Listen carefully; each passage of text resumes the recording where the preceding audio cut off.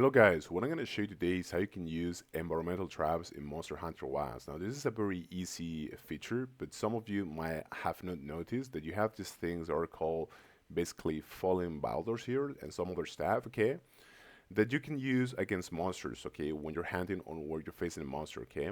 So especially when you're in an open space like this, in an open area, you're gonna be able to move your monster, along this area, okay. You're gonna be able to actually to move to this area and make him follow you, okay.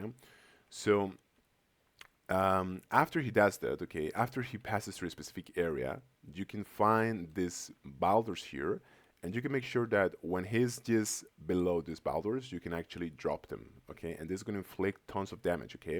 So just make sure that you don't have your weapon equipped, you have your slinger equipped, okay, as you can see here. Okay, so let's press let's press E to actually, draw it. And once the monster is below this, this trap here, these boulders, you can, of course, aim your slinger here and you can press F. And this is going to basically throw your slingers and it's going to inflict tons of damage to your monster, okay? I'm talking upwards of, 500 to 800 points of damage, okay? Which is a lot. So that's pretty much it. Thank you so much.